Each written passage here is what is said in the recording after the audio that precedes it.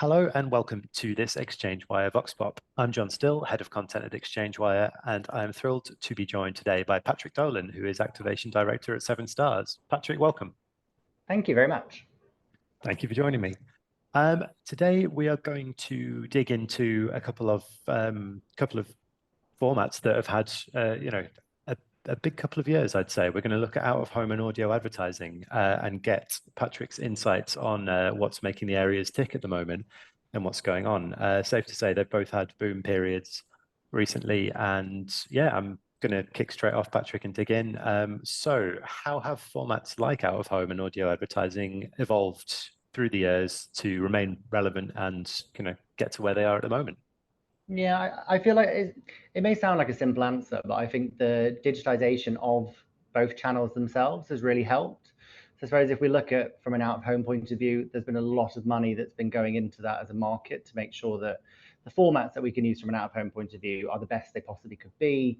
From an audio point of view, I'm sure most people will have streaming that they have, whether it be Spotify or even the likes of DAX and Octave coming to market as well. So even by just having those types of platforms, I really feel has opened up the market to a lot of new advertisers. I think using those digital platforms means we can be a bit more agile with everything. We can be a lot more targeted with our approach. So I suppose if we look at radio as in a silo, so linear radio, it's quite an expensive entry point. I think that to get that cut through that advertisers want, it requires budget. Whereas if we look at it from let's say a DAX only campaign, you can still access the likes of Heart and Capital that are massive in the UK, but from a digital point of view, so targeting through smart speakers or mobile devices. So let's say clients with maybe more smaller budgets can be a lot more targeted with their approach, less wastage, and focusing on being a lot more targeted in their approach rather than the mass awareness that you can get with radio. Yeah, I think that opens up a couple of fairly interesting lines for discussion. Yeah. One is the linear audio itself and how that's evolved and what the streaming revolution has meant for it. And the other is measurement and return on investment.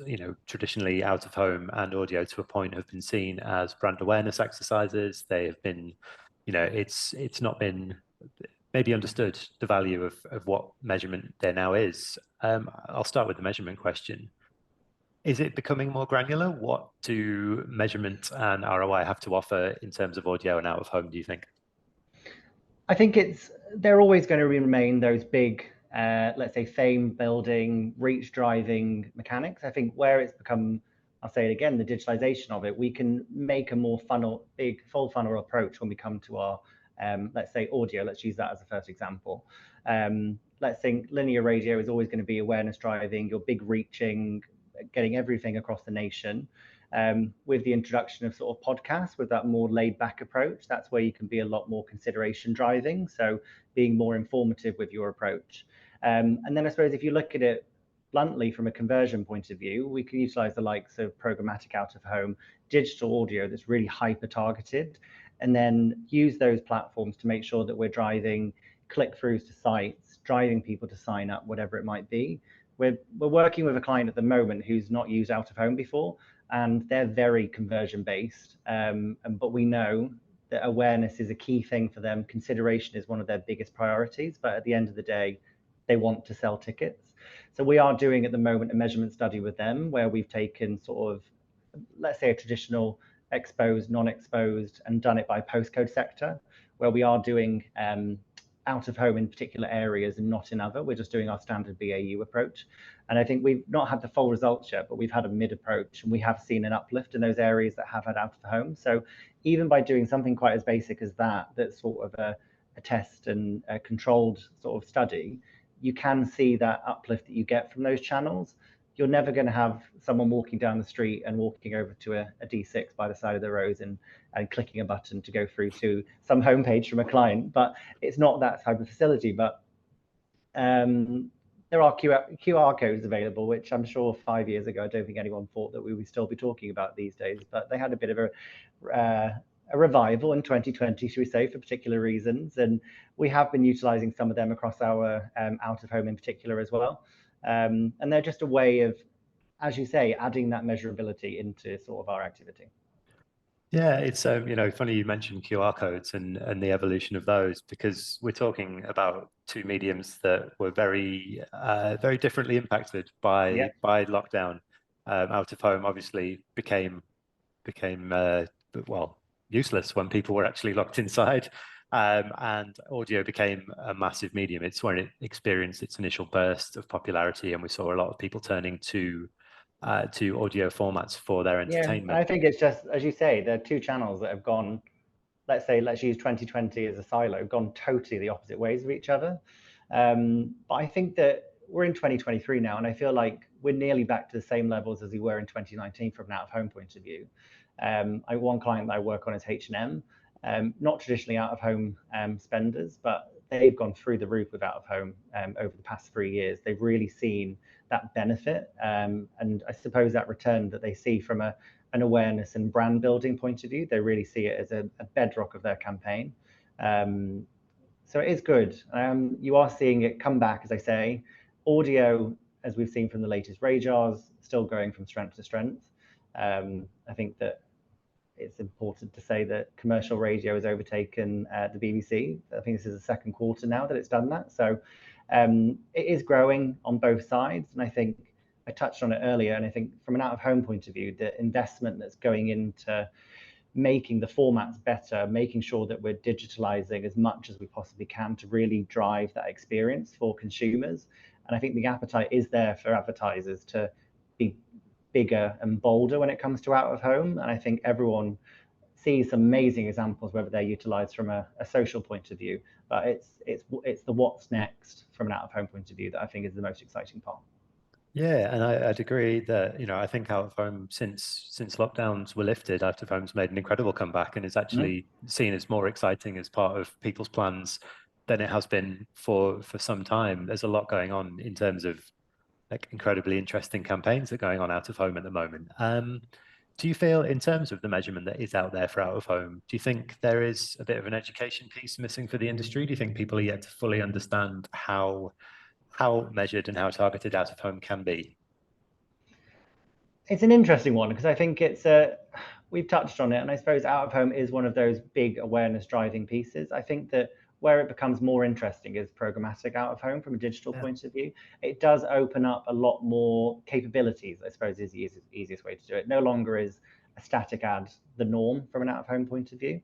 If you look at anything you can do from programmatic, whether that be weather targeting, day of week targeting, a lot of our out of home that we already are doing, we don't just run one piece of creative. We might run 5 time to commuters. And I think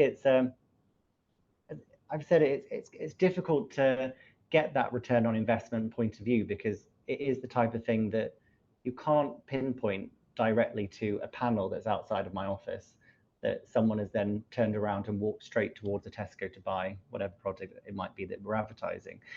You've got to still remember that it's that holistic approach that we look at from a media landscape point of view. So every media channel, yes, in this day and age needs to be measurable. And I think that everyone is pushing forward with as much as possible to get, especially out of home and audio, to that point where it is measurable. It's never going to get to a point, and I know I joked about it, but getting that click-through rate from an out-of-home point of view, the mechanics just not there for it. And I suppose the experience for a consumer is not that. And I suppose the QR code is an interesting one. You do see people interacting with it, but I don't think it's a metric as such that we should be holding the channel against, because if you think about out of home as a natural way of consuming it, you're walking past it, you're driving past it. I've never condoned to have a QR code on a roadside B6, B48 because you don't want people slowing down to get their phone. So it's a difficult one. I don't think there's many places that have really hit home with how it is definitely going to be done. And I think that bounce back that we're seeing post COVID is the industry is building, and we're getting to a point where it will be. I think from an audio point of view, there is some interesting stuff going on in the market.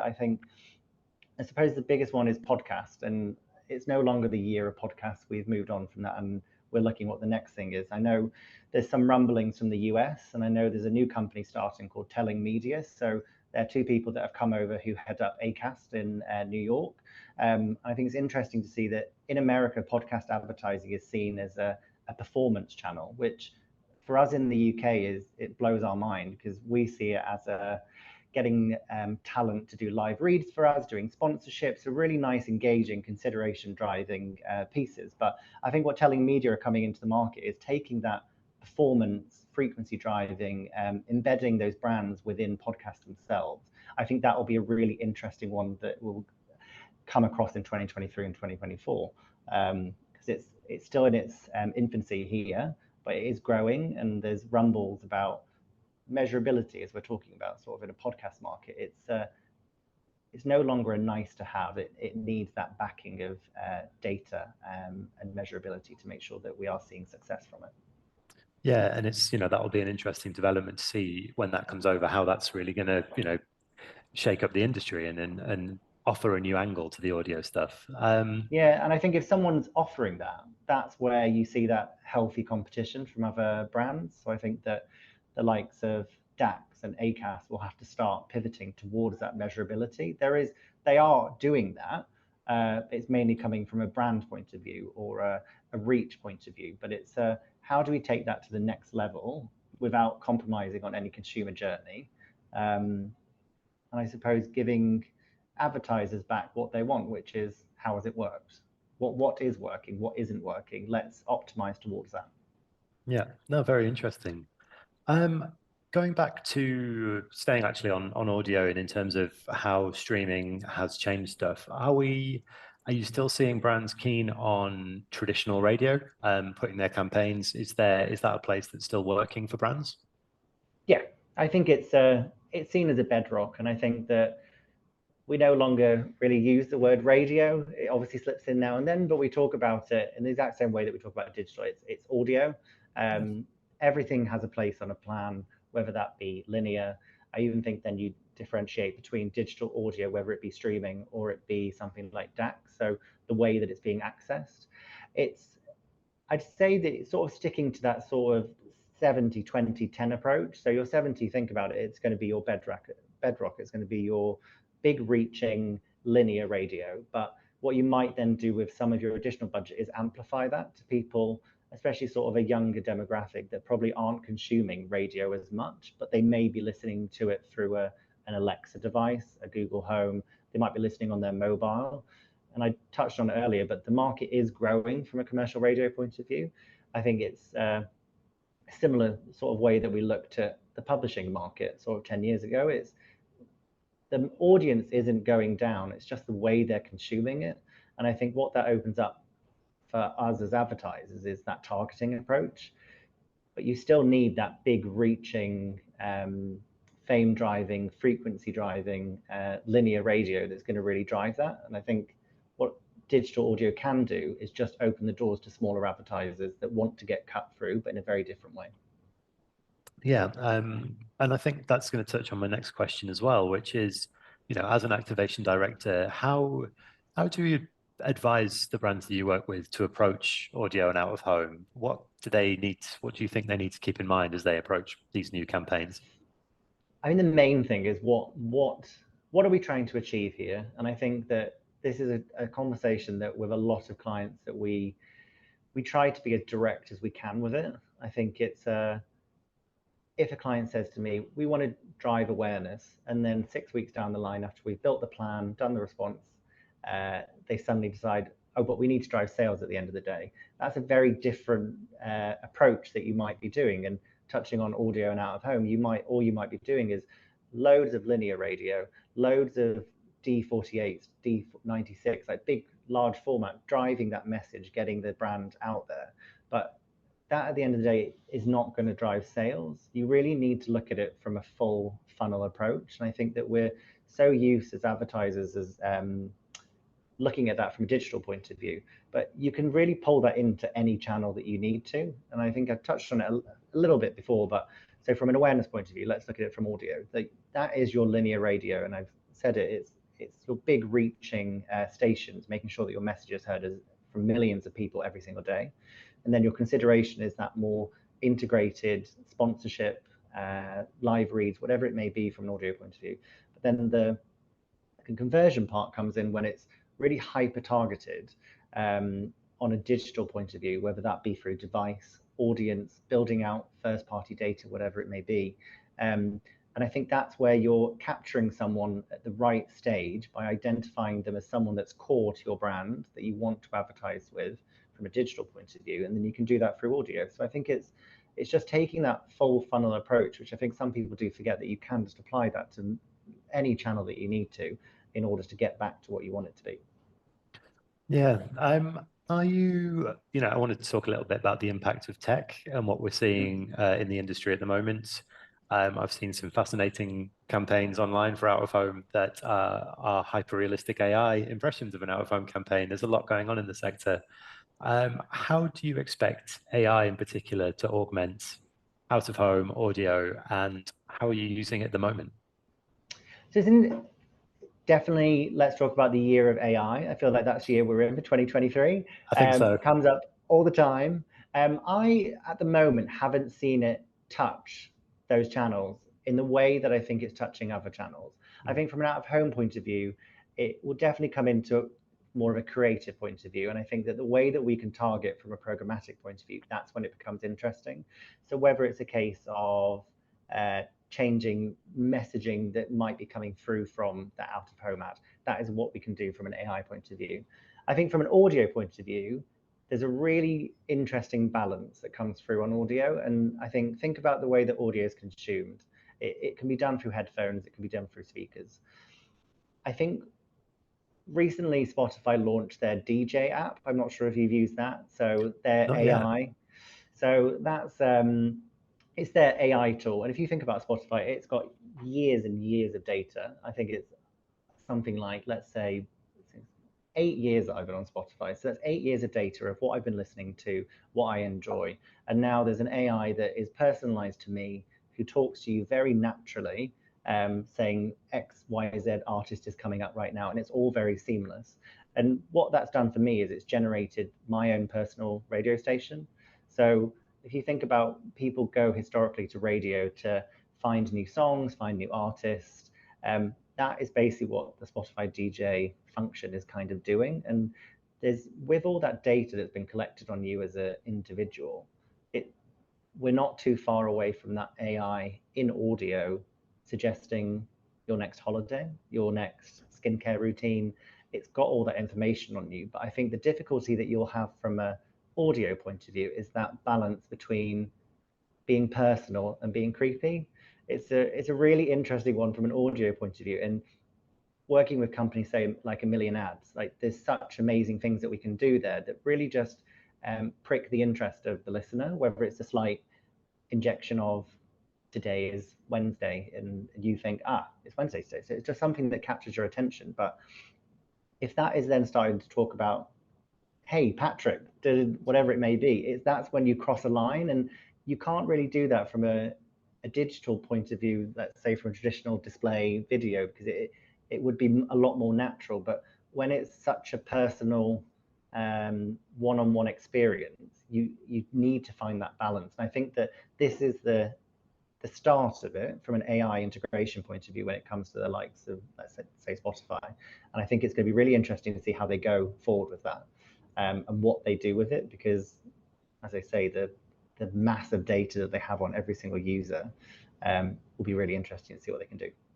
Yeah, it's, Spotify is currently, it offers to augment my playlists that I've made with suggestions of stuff I like, and it's I'm quite precious about them, but sadly it's quite accurate in terms of what it adds into them. It's unfortunately pretty good. Like, I would highly recommend trying the DJ thing, because yes, it's like basically having your own radio host in your ear, but how it will say things like, you really enjoyed these songs 3 years ago, so I'm going to bring them back, and you're kind of like, totally forgot about that song that I listened to on repeat over and over. And it's just a nice, the easiest way for me to put it is, it's my own personal radio station. And I think that's really amazing. Yeah, it is. But like you say, there is a fine line between that and then like, hi, John, would you like to listen to Nirvana now? It's like, oh, no. And then that would be immediate no, I'm out. So yes. I think I can tell that's why they're going quite slow with it. They've launched it into the UK. I think it's been launched in the US for quite a long time, but it's only just come over here. And I think that seeing what they do with that technology, because it's there. The technology can be used. The technology now could sell me a holiday, sell me, I don't know, Deliveroo, Uber Eats, whatever it may be, at the right time. So what they do with that, as I say, will be quite interesting. Yeah, well, it's a lot to consider, and obviously, as you said, the era of AI. So doubtless a And lot more to. it's always what is next year? What can next year be? Because it's the year of mobile is no more. And I Yeah, think we were stuck in the year of mobile for quite a while. And I think yeah, this year is the year of AI. But I think it's always interesting to know what's next coming. yeah. I mean, I think like you say, we had a good decade of the era of mobile, and we might be heading into a similar one for AI. But Yeah. well, Patrick, I'll certainly be keeping up with you on it, and thank you so much for your time today. That's all we do have time for. No, thank you very much. Thanks. That was a great conversation. And thank you all for listening. We'll see you next time on the ExchangeWire VoxPop.